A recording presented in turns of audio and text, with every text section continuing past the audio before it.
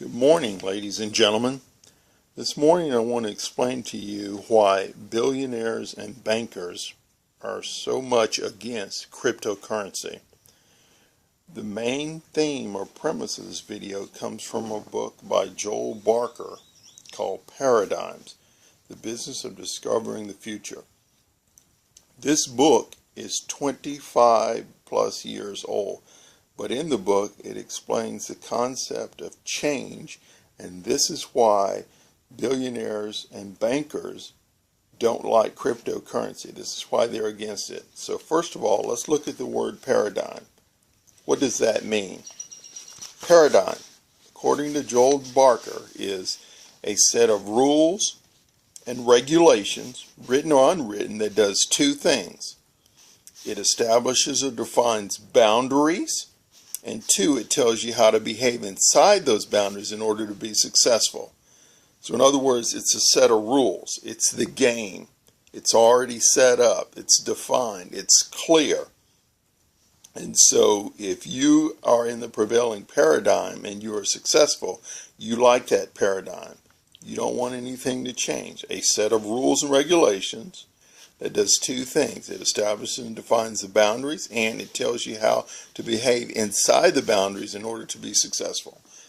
Keep that point in mind. Next thing I want to share out of this book here by Joel Barker has to do with when a paradigm shifts. A paradigm shifts then is a change to a new game, a new set of rules, a new game, a new set of rules. That's what happens when a paradigm shifts. And throughout this book, he discusses paradigm shifts, how changes accompany the world, and how people who are successful in previous paradigms react to that. Okay? New paradigms put everyone practicing the old paradigm at great risk. The higher one's position, the greater the risk. The better you are at your paradigm, the more you have invested in it, the more you have to lose by changing paradigms. So, if you are a billionaire, you have $1 billion in the bank, or you're a banker, you have billions of dollars that you work with, that is based on an old paradigm. Cryptocurrency is a new paradigm. So you can see new paradigms put everyone practicing the old paradigm at great risk. The higher one's position, the greater the risk. Billionaires have more at stake than a millionaire does. The higher one's position, the greater the risk. The better you are at your paradigm, the more you have invested in it. The more you have to lose by changing paradigms. If you have $1 billion US dollars in the bank, that's a good risk for you. Why would you want to change that? You're successful at the old set of rules. And that's why a new paradigm puts you at risk. Cryptocurrency is risky for you. That's why billionaires and bankers don't like cryptocurrency. It threatens their paradigm. Let's look a little bit further here. Here he lists some examples of old paradigms and how they changed. For instance, here's one. Flight by machines heavier than air is unpractical and insignificant, and if not utterly impossible. Who said that? Simon Newcomb, an astronomer of some note in 1902. And here we are flying around the air in airplanes. Babe Ruth made a big mistake when he gave up pitching. Of course, right. He gave up pitching to become an incredible baseball player. He hit the ball. So these are examples of experts who made predictions about paradigms that were changing. There is no reason for an individual to have a computer in their home. Ken Olsen, president of Digital Equipment Corporation. That was a huge computer company back in 1977. Please notice that the people making these predictions were neither stupid nor trying to mislead. They were without exception experts in their field, the current field of banking. Of course they're going to disparage or talk bad about cryptocurrency. It's a new paradigm. Let's explore a little bit further here in the book. This is one of the most important concepts in this book. Comes in chapter 10. It talks about going back to zero. Going back to zero. See that there? What is impossible to do, but if it could be done, would fundamentally change your business. When a paradigm shifts, everyone goes back to zero. In other words, the billions of dollars in the bank is now worth zero, value zero in a cryptocurrency world. Unless you have crypto coin, your dollars, your fiat currency, based on an old paradigm, has a zero value.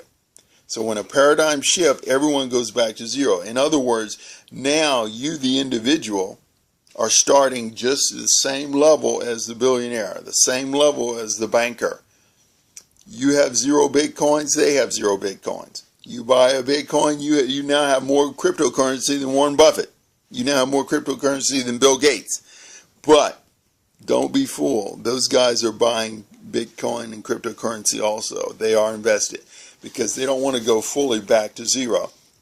When it's impossible to do, but if it can be done, would fundamentally change your business. Imagine a currency that is not controlled by a central third party. It can travel all the way around the world electronically, and it's automatically adjudicated. There's no need for a third party at all to do anything. It's instantaneous. It's electronic. When a paradigm shifts, everyone goes back to zero. And then finally, I want to talk about something here he mentions in the book. It's called paradigm paralysis. Paradigms too strongly held can lead to paradigm paralysis, a terminal disease of certainty. Paradigm paralysis is unfortunately an easy disease to get and is often fatal. More than a few organizations which were dominant in their prime have succumbed and died of it. It is a hardening of the category, so to speak. It grows from a situation of power. We all have paradigms, but when one is successful, when you're a billionaire or you're a banker and you have power, there's a temptation to take our paradigm and convert it into the paradigm.